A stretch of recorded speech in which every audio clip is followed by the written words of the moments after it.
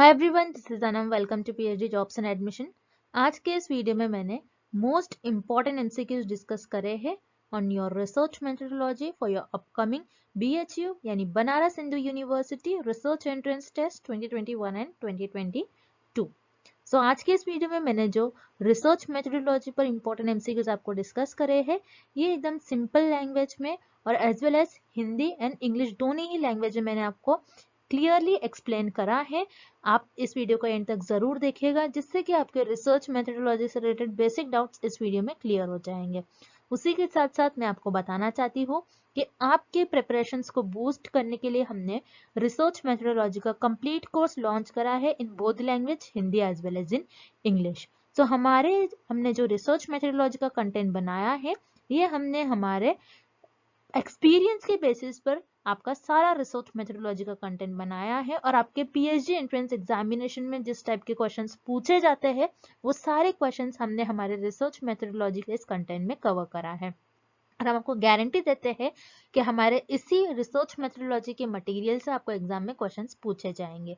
सो हमारे इस कोर्स को परचेस करने के लिए आपको इस नंबर पर हमें व्हाट्सएप के थ्रू मैसेज करना है। याद रखिए, आपको व्हाट्सएप के थ्रू ही आपको हमें कॉन्टैक्ट करना है, और कॉन्टैक्ट करने के विद इन 15 to 20 मिनट्स में आपको सारा स्टडी मटेरियल प्रोवाइड करेंगे। So if you like my video, please don't forget to subscribe my channel.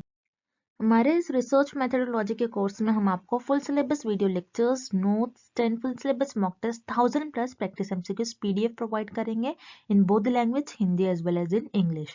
सो हमारा जो ये रिसर्च मेथोडोलॉजी का कंटेंट है, ये हमने हमारे एक्सपीरियंस के बेसिस पर और जो एक्चुअल पीएचडी एंट्रेंस एग्जाम में क्वेश्चंस पूछे जाते हैं, वो सारी चीजें हमारे इस रिसर्च मेथोडोलॉजी के कंटेंट में हमने कवर करे हैं।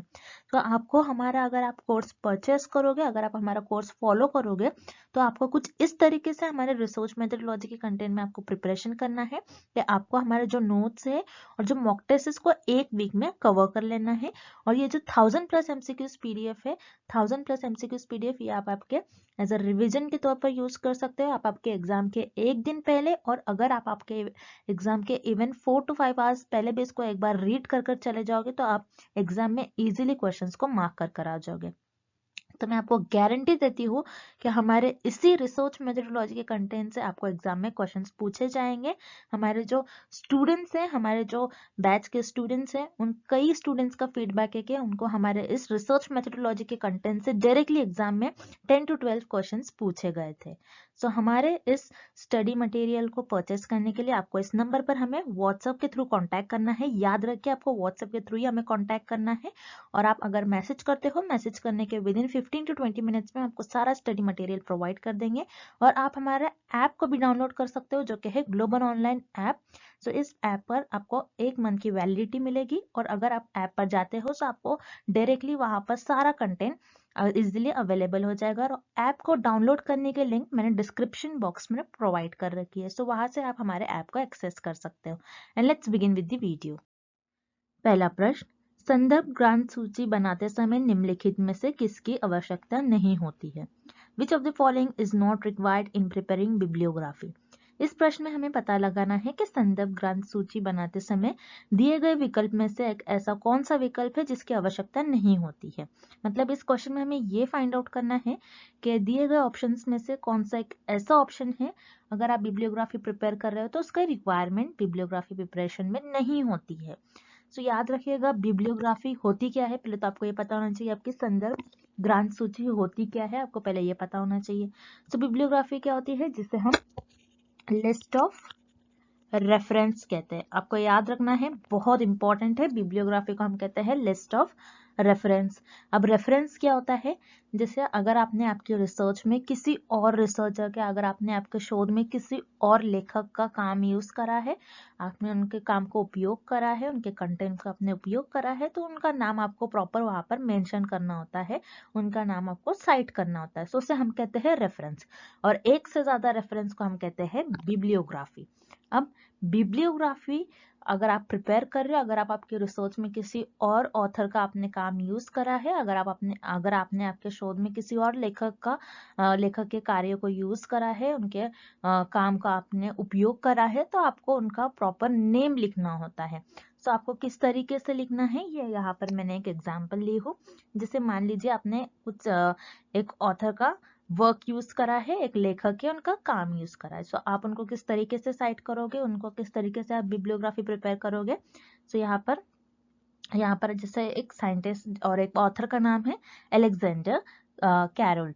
सो इस ऑथर का आपने मान लीजिए आपकी शोध में इनका कार्य यूज करा है, इस लेखक का आपने आपके शोध में इनके काम को उपयोग करा है। सो आप इस तरीके से उनका पहले नाम लिखोगे, कौन से सन में इन्होंने ये कहा था, तो 2001 में जैसा कहा था इन्होंने। सो यहाँ पर आपने क्या करा, ऑथर का नाम लिखा। सो ऑथर का नाम तो बहुत इंपॉर्टेंट होता है, मतलब आपके लेखक का नाम बहुत इंपॉर्टेंट होता है जब आप बिब्लियोग्राफी को प्रिपेयर कर रहे हो। सो यहाँ पर आपका पहला सही है ऑप्शन, विकल्प ए जो आपको दिया गया है ये सही है। आप पहले लेखक का नाम लिखते हो। उसके बाद जैसा आप देख रहे हो यहाँ पर name of publication, name of publication भी है। जैसे इसको पब्लिश किया है जॉन वेली एंड सन्स ने, जॉन वेली एंड सन्स ने पब्लिश किया है और यहाँ पर ये पेज नंबर लिखा है 200 to 220। सो यहाँ पर जॉन वेली एंड सन्स ने ये पब्लिश किया है, तो नेम ऑफ पब्लिकेशन मतलब प्रकाशन का नाम भी लिखा होता है, आपको ये याद रखना है। उसके बाद प्लेस ऑफ पब्लिकेशन मतलब ये कहाँ पर पब्लिश किया गया है और प्रकाशन का स्थान कहाँ पर है, स्थान भी आपको मेंशन करना होता है, स्थान प्रकाशन का स्थान। जैसे यहाँ ये जो ऑथर का आपने लिया है ये कहाँ इस ऑथर ने पब्लिश किया था, कौन सी प्लेस पर, तो यहाँ पर ये प्लेस भी दिया गया हमें, न्यूयॉर्क सिटी में ये पब्लिश किया गया था इनका वर्क। तो याद रखिएगा जब भी आप बिब्लियोग्राफी को प्रिपेयर करते हो तो आपको ऑथर का नाम मतलब आपके लेखक का नाम आपको मेंशन करना होता है। उसके बाद आपका नेम ऑफ पब्लिकेशन मतलब प्रकाशन का नाम भी आपको मेंशन करना होता है। मतलब ऑप्शन सी भी यहाँ पर सही है, बिब्लियोग्राफी प्रिपेयर करने के टाइम पे ये भी रिक्वायर्ड होता है। जैसे इस बिब्लियोग्राफी में आपको दिया गया है John Wiley and Sons name of publication and place of publication मतलब प्रकाशन का स्थान, ये किस जगह पर पब्लिश किया गया था, तो ये न्यूयॉर्क सिटी में पब्लिश किया गया था। तो ये भी इंपॉर्टेंट होता है और ये भी आपको बिब्लियोग्राफी प्रिपरेशन में रिक्वायर्ड होता है, इसकी जरूरत होती है, इसकी आवश्यकता होती है। सो याद रखिएगा अगर आप बिब्लियोग्राफी प्रिपेयर कर रहे हो तो उसमें सिर्फ और सिर्फ एक ही चीज रिक्वायर्ड नहीं होती दिए गए विकल्प में से, दिए गए ऑप्शन में से, जो कि है प्रिंटिंग प्रेस। अगर आपने जहां से भी आपका वर्क को आपने प्रिंट करवाया, जैसे आपने जो भी रिसर्च वर्क को प्रिंट करवाया है, तो प्रिंटिंग प्रेस का आप नाम नहीं मेंशन करोगे जिसने प्रिंट करा है। सो यहाँ पर जो आपका विकल्प बी है ये इस क्वेश्चन का सही विकल्प हो जाएगा। बिब्लियोग्राफी के प्रिपरेशन मतलब आपके संदर्भ ग्रंथ सूची बनाते समय प्रिंटिंग प्रेस का नाम इसका आवश्यकता नहीं होती है। सो यहाँ पर आपका विकल्प भी सही हो जाएगा। अगला प्रश्न, तृतीयक स्रोत डाटा का लाभ है, benefit of secondary data is that. इस प्रश्न में हमें ये पता लगाना है कि आपके द्वितीयक स्रोत डेटा जो होता है उसका बेनिफिट, उसके फायदे क्या होते हैं, मतलब आपके जो सेकेंडरी सोर्स डेटा होता है उसका बेनिफिट क्या होता है, दिए गए ऑप्शंस में से हमें ये पता लगाना है। तो आपको पता होना चाहिए कि सेकेंडरी सोर्स डेटा क्या होता है, मतलब आपके द्वितीयक स्रोत डेटा ये होता क्या है। सो याद रखिएगा रिसर्च में आपके दो टाइप के डेटा होता है, एक होता है प्राइमरी डेटा। प्राइमरी डेटा वो डेटा होता है जो रिसर्चर खुद जनरेट करते हैं। प्राइमरी डेटा वो होता है जो रिसर्चर्स खुद जनरेट करते हैं, उस डेटा को रिसर्चर खुद डेवलप करते हैं, उसे हम कहते हैं प्राइमरी डेटा सोर्स। ऐसा डेटा जो रिसर्चर खुद जनरेट करते हैं, वो डिफरेंट मेथड्स के थ्रू खुद डेटा को जनरेट करते हैं, खुद डेटा जनरेट करते हैं, उसे हम कहते हैं प्राइमरी डेटा। अब सेकेंडरी डेटा क्या होता है, मतलब आपका द्वितीयक डेटा क्या होता है, वो डेटा होता है जो पहले से ही उपलब्ध हो, पहले से ही प्रेजेंट हो आपको यहाँ पर, आप यहाँ पर कोई डेटा को जनरेट नहीं करते हो। सेकेंडरी डेटा क्या होता है, मतलब द्वितीयक आपका डेटा क्या होता है जिसमें आपके पास पहले से ही इंफॉर्मेशन उपलब्ध होती है, जर्नल्स, आर्टिकल्स, पेपर्स वगैरह में पहले से ही आपके पास इंफॉर्मेशन अवेलेबल होती है। अब इस प्रश्न में हमें ये पता लगाना है आपका जो सेकेंडरी सोर्स डेटा होता है इसका बेनिफिट क्या होता है, मतलब आपके द्वितीयक स्रोत डेटा होता है इसका फायदे क्या होता है, इसका लाभ क्या है। सो हम एक एक करके सारे विकल्प देखते हैं और पता लगाते हैं आपके सेकेंडरी सोर्स डेटा का बेनिफिट क्या होगा। सो पहले हम ऑप्शन बी देखेंगे, इट इज प्रोजेक्ट स्पेसिफिक, मतलब ये प्रयोजना विशिष्ट होता है। नहीं, आपका जो प्रोजेक्ट है उसी से स्पेसिफिक, कोई पर्टिकुलर एक प्रोजेक्ट है उसी से स्पेसिफिक होगा कि नहीं। मान लीजिए किसी का कुछ और प्रोजेक्ट है, कोई किसी दवाई पर काम कर रहा है, कोई किसी ड्रग्स पर काम कर रहा है, सो उसके वो अपने प्रोजेक्ट के हिसाब से सेकेंड रिसोर्स मतलब अवेलेबल डेटा होगा उसकी हेल्प लेगा। ऐसा पर्सन जो किसी और टॉपिक पर रिसर्च कर रहा है, कोई हिस्टोरिकल टॉपिक पर रिसर्च कर रहा है, कोई सोशल सर्विसेज पर रिसर्च कर रहा है, सो वो अपने टॉपिक के हिसाब से, वो आपका जो प्रोजेक्ट है उनके हिसाब से वो अपने सेकेंडरी सोर्स डेटा, जो भी सेकेंडरी डेटा होगा, जो भी उस टॉपिक पर पहले से ही रिसर्च की होगी उसका रेफरेंस लेगा वो। जरूरी नहीं है आपका जो प्रोजेक्ट है उसी से स्पेसिफिक हो आपका सेकेंडरी डेटा। ये तो सेकेंडरी डेटा का, आपका सेकेंडरी सोर्स डेटा का बेनिफिट नहीं होगा, आपके द्वितीयक स्रोत डेटा का फायदा नहीं होगा। सो यहाँ पर जो आपका विकल्प भी है इस क्वेश्चन का रॉन्ग ऑप्शन हो जाएगा, इस प्रश्न का गलत उत्तर हो जाएगा। Then option C, it is time bounded, मतलब ये समय विद्युत होता है। नहीं, यहाँ पर आपके लिए कोई समय का बंदिश नहीं होती है, आपको समय समय होता है, क्योंकि इंफॉर्मेशन तो प्रेजेंट है, इंफॉर्मेशन उपलब्ध है आपके पास, जो भी आपके वो डेटा है, डेटा ऑलरेडी उपलब्ध है आपके पास। यहाँ पर आपको कोई टाइम नहीं होता कि इतने ही टाइम में आपको डेटा लेना होता है, आप कभी भी ले सकते हो। यहाँ पर टाइम की कोई लिमिट नहीं होती है, टाइम का कोई बाउंडेशन नहीं होता है, समय समय ही समय होता है आपके पास। तो यहाँ पर जो आपका विकल्प सी दिया गया है ये टोटली इनकरेक्ट है, ये गलत हो जाएगा विकल्प।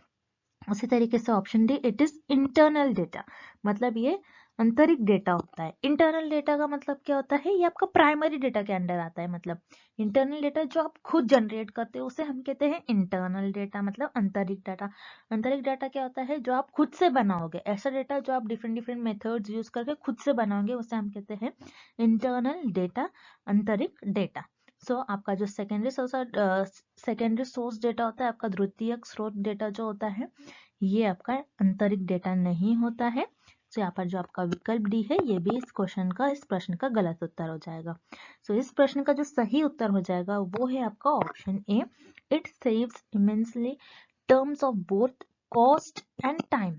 ये आपका समय भी बचाता है और ये आपका जो कॉस्ट है मतलब मनी है उससे भी बचाता है, मतलब आपके जो समय के में भारी बचत करता है। ओके, आपका समय एज वेल एज आपका जो पैसे है वो दोनों भी चीजों को बचाता है।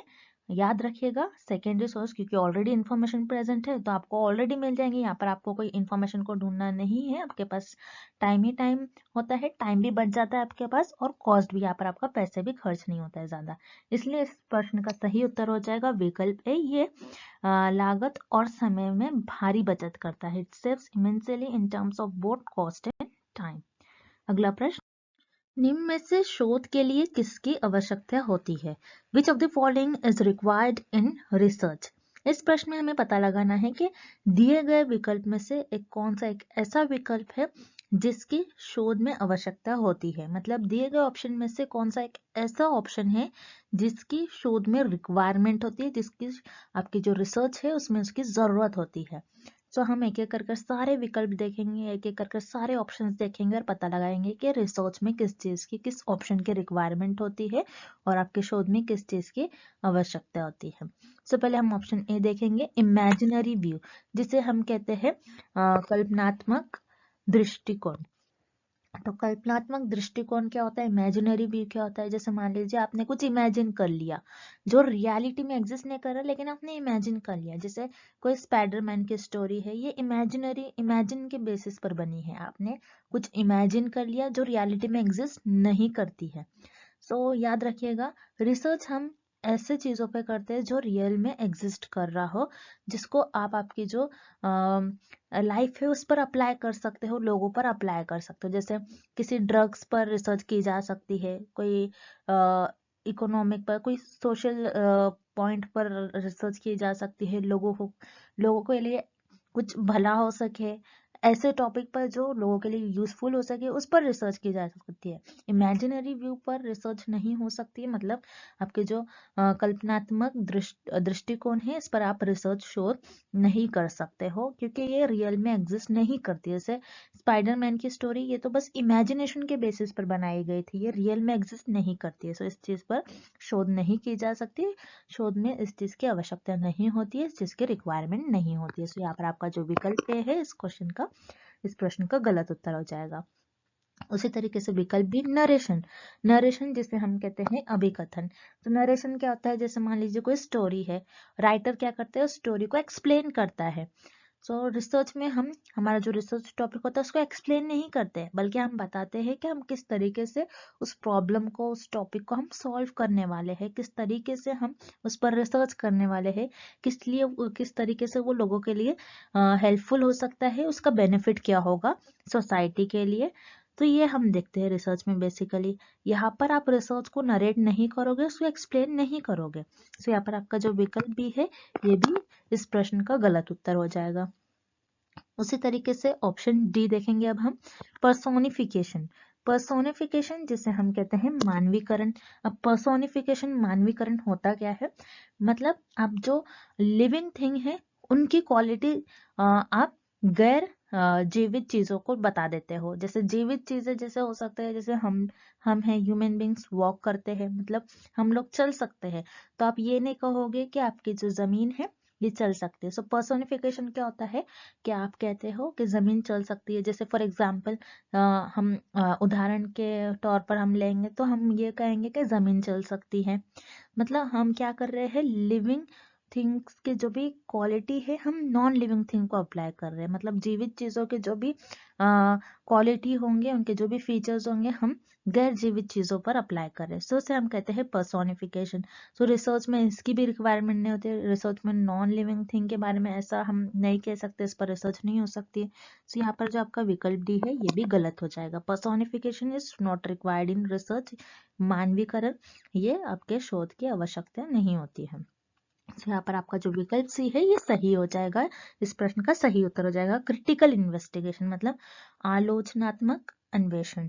मतलब क्रिटिकल इन्वेस्टिगेशन है, बहुत क्रिटिकल वे में आप इन्वेस्टिगेशन करते हो, आप एकदम ध्यान से इन्वेस्टिगेशन करोगे। आपका जो भी रिसर्च का टॉपिक होगा, आपका जो भी रिसर्च का एम होगा कि आप इस तरीके से रिसर्च करने वाले हो, उस प्रॉब्लम का, आपका जो भी रिसर्च टॉपिक है उस प्रॉब्लम का किस तरीके से सॉल्व करने वाले हो, उसका किस तरीके से उसका उस समस्या का किस तरीके से आप हल निकालने वाले हो, इस तरीके से आप इन्वेस्टिगेशन करते हो, उसको बारीकी से देखते हो और आप उस प्रॉब्लम का हल निकाल लेते हो, उसका सोल्यूशन निकाल लेते हो। तो यहाँ पर इस प्रश्न का आपका सही उत्तर हो जाएगा क्रिटिकल इन्वेस्टिगेशन। मतलब आपकी जो शोध होती है, शोध में आलोचनात्मक अन्वेषण आवश्यकता होती है, मतलब आपके रिसर्च में क्रिटिकल इन्वेस्टिगेशन बहुत रिक्वायर्ड होती है, बहुत इंपॉर्टेंट रोल प्ले करती है। सो यहाँ पर आप रिसर्च किस तरीके से करोगे, क्रिटिकल इन्वेस्टिगेशन करोगे आपके रिसर्च में। सो यहाँ पर आपका विकल्प सी इस प्रश्न का सही उत्तर हो जाएगा। अगला प्रश्न, इनमें से परिकल्पना के विषय में क्या सही है? What is correct about a hypothesis? इस प्रश्न में हमें पता लगाना है कि दिए गए विकल्प में से कौन सा एक ऐसा विकल्प है जो सही कह रहा है अबाउट परिकल्पना। मतलब दिए गए ऑप्शंस में से कौन सा एक ऐसा ऑप्शन है और दिए गए स्टेटमेंट्स में से कौन सा एक ऐसा स्टेटमेंट है जो सही है, जो करेक्ट है अबाउट हाइपोथेसिस। सो इस क्वेश्चन को सॉल्व करने के लिए आपको पहले हाइपोथेसिस का मीनिंग पता होना चाहिए, मतलब आपके जो परिकल्पना है उसका मतलब पता होना चाहिए कि परिकल्पना और हाइपोथेसिस आपका होता क्या है। सो परिकल्पना जिसे हम हाइपोथेसिस कहते हैं, हाइपोथेसिस क्या होता है, हाइपोथेसिस एक टेंटेटिव स्टेटमेंट होता है। हाइपोथेसिस एक टेंटेटिव स्टेटमेंट होता है। टेंटेटिव का मतलब होता है टेम्पररी, मतलब कुछ समय के लिए आप मान लेते हो कि ऐसा करने से ऐसा हो सकता है, उसे हम कहते हैं हाइपोथेसिस। ओके, सो हाइपोथेसिस हम कुछ समय के लिए मान लेते हैं कि ऐसा करने से ऐसा हो सकता है, ये हमारे अजम्पशंस होते हैं और गेसेस होते हैं। सो अजम्पशंस और गेसेस को कुछ समय के लिए मान लेना और उस पर रिसर्चर उसको टेस्ट करते हैं कि ये सही होगा या फिर गलत होगा। सो उसी को हम कहते हैं हाइपोथेसिस।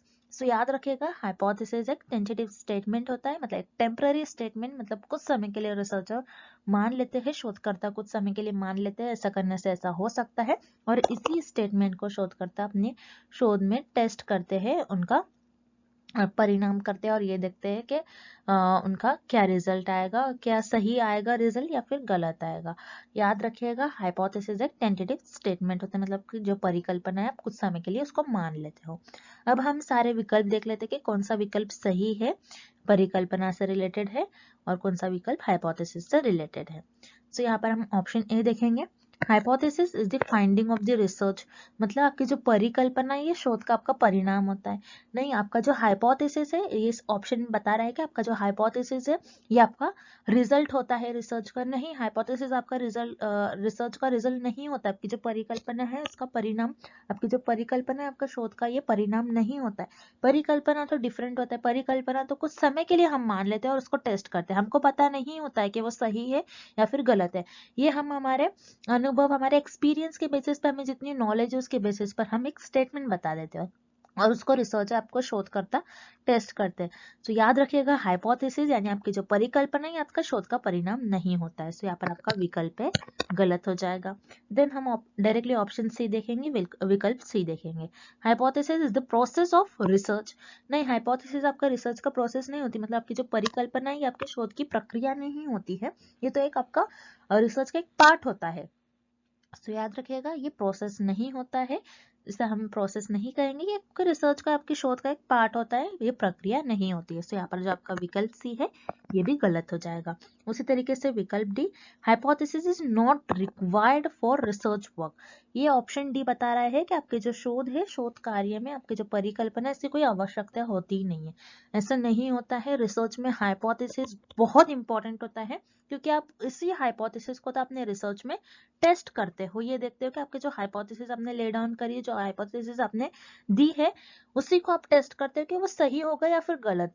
ये ऑप्शन तो टोटली इनकरेक्ट है, ये तो गलत ही होगा, क्योंकि हाइपोथेसिस रिसर्च वर्क का बहुत इंपॉर्टेंट पार्ट होता है, ये हाइपोथेसिस में आवश्यकता होती है आपके। तो यहाँ पर जो आपका विकल्प डी है ये भी गलत हो जाएगा।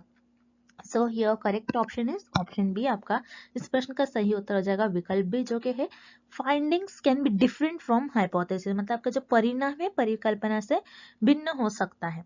किस तरीके से, जैसे मान लीजिए हाइपोथेसिस, मैंने कहा कि हो सकता है वाटर जो है, वाटर ज्यादा देने से हो सकता है प्लांट की ग्रोथ भी ज्यादा हो। लेकिन जो मेरे रिजल्ट आ रहे थे वो बता रहे थे, मान लीजिए कि जरूरी नहीं है कि अगर आप वाटर ज्यादा दोगे तो हो सकता है प्लांट की ग्रोथ ज्यादा हो। मेरे रिजल्ट ये आ रहे थे, तो यहाँ पर मेरी हाइपोथेसिस डिफरेंट कह रही थी और मेरे जो रिजल्ट आ रहे हैं वो डिफरेंट आ रहे हैं। तो याद रखिएगा, हाइपोथेसिस एक डिफरेंट भी हो सकता है। हम हमारे अनुभव, हमारे एक्सपीरियंस के बेसिस पर हाइपोथेसिस ले डाउन करते हैं, हमें जितना नॉलेज होता है उसके बेसिस पर हम हाइपोथेसिस ले डाउन करते हैं। सो हाइपोथेसिस हमारी रिजल्ट जो आ रहे हैं उससे डिफरेंट हो सकता है, ये भी पॉसिबल हो सकता है। सो इसी को हम कहते हैं हाइपोथेसिस। सो याद रखिएगा, findings can be different from hypothesis, यानी आपके जो परिणाम आ रहे हैं शोध के, ये आपकी परिकल्पना से भिन्न हो सकता है, डिफरेंट हो सकता है। सो इस प्रश्न का आपका सही विकल्प हो जाएगा ऑप्शन बी। और विकल्प बी, परिणाम परिकल्पना से भिन्न हो सकता है, findings can be different from hypothesis. अगला प्रश्न, अन्वेषी शोध के बारे में निम्न में से कौन सा सही है? Which one of the following is correct about exploratory research? इस प्रश्न में हमें पता लगाना है कि दिए गए विकल्प में से कौन सा एक ऐसा विकल्प है जो सही है अन्वेषी शोध के बारे में। मतलब हमें जो ऑप्शंस गिवन है इस क्वेश्चन में जो हमें ऑप्शन दिए गए हैं, इन ऑप्शंस में से कौन सा एक ऑप्शन करेक्ट है अबाउट एक्सप्लोरेटरी रिसर्च, ये हमें पता लगाना है। तो आपको पहले बताना चाहिए कि एक्सप्लोरेटरी रिसर्च, आपकी अन्वेषी शोध, ये होती क्या है। सो अन्वेषी शोध ऐसी शोध होती है जिसमें आपके जो रिसर्च होती है, आपकी जो शोध होती है, शोध में आपका जो भी फेनोमेना होगा, जो भी टॉपिक होगा, वो अच्छी तरह से परिभाषित नहीं होता है, मतलब वेल डिफाइंड नहीं होता है। इसको अच्छी तरीके से परिभाषित करने के लिए अन्वेषी शोध का यूज किया जाता है। मतलब आपकी जो एक्सप्लोरेटरी रिसर्च होती है, एक्सप्लोरेटरी रिसर्च में जो भी फेनोमेना होता है, आपका जो भी टॉपिक होगा, वो वेल डिफाइंड नहीं होता है। तो उसको वेल डिफाइन, अच्छी तरीके से डिफाइन करने के लिए, उसके बारे में और इंफॉर्मेशन गेन करने के लिए उसे हम कहते हैं एक्सप्लोरेटरी रिसर्च। इसलिए आप एक्सप्लोरेटरी रिसर्च का हम यूज करते हैं, अन्वेषी शोध का हम उपयोग करते हैं। अब हमें इस प्रश्न में अन्वेषी शोध से रिलेटेड कुछ विकल्प दिए गए हैं, एक्सप्लोरेटरी रिसर्च से रिलेटेड कुछ विकल्प दिए गए हैं, हमें बताना है कि कौन सा विकल्प सही होगा। सो हम एक एक कर सारे विकल्प देखते हैं। So let's see options. Option A, it is carried out to test formulated hypothesis, मतलब यहाँ पर आपने क्या करा, हाइपोथेसिस फॉर्म करा, आपकी जो परिकल्पना है उसको आपने फॉर्म कर दिया। सो आपका आपने उसको निर्माण कर दिया और आपने यहाँ पर क्या कर रहे हो, उसको टेस्ट कर रहे हो, मतलब उसका परीक्षण कर रहे हो। सो याद रखिएगा, एक्सप्लोरेटरी रिसर्च में आप केवल आपका जो परिकल्पना होता है उसका निर्माण करते हो, यहाँ पर उसका परीक्षण नहीं करते हो एक्सप्लोरेटरी रिसर्च में। मतलब आप एक्सप्लोरेटरी, आपके अन्वेषण शोध में सिर्फ और सिर्फ हाइपोथेसिस को फॉर्म करते हो, उसको टेस्ट नहीं करते हो। सो यहाँ पर जो आपका विकल्प है इस प्रश्न का गलत उत्तर हो जाएगा। उसी तरीके से ऑप्शन सी देखेंगे पहले हम। It is causal in nature, मतलब इसकी कारणात्मक प्रवृत्ति होती है। मतलब ये कॉजल नेचर की होती है। कॉजल नेचर मतलब कॉज एंड इफेक्ट नेचर की होती है। तो याद रखिएगा, कॉजल नेचर की सिर्फ और सिर्फ आपकी एक्सपेरिमेंटल रिसर्च होती है, जिसे हम कहते हैं प्रायोगिक शोध। प्रायोगिक शोध आपकी कॉजल नेचर के होते हैं, जिसमें हम कारण एंड प्रभाव देखते हैं चरों के बीच में। चरों के बीच में कैसा संबंध है हम ये देखते हैं। तो यहाँ पर आपका विकल्प सी भी गलत हो जाएगा। ये आपका एक्सपेरिमेंटल रिसर्च से रिलेटेड है, एक्सप्लोरेटरी रिसर्च से ऑप्शन रिलेटेड नहीं है।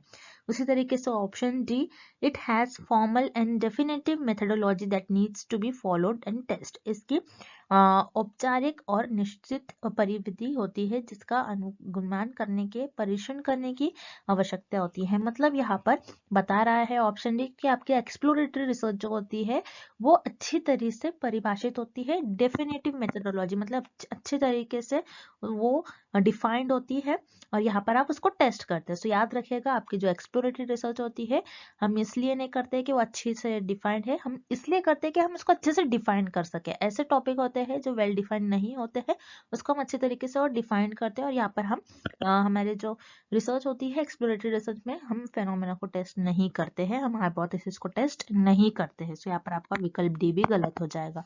सो इस प्रश्न का आपका सही उत्तर हो जाएगा विकल्प बी। मतलब यहाँ पर researcher skill in observing and recording all possible information and impression determines the accuracy of findings.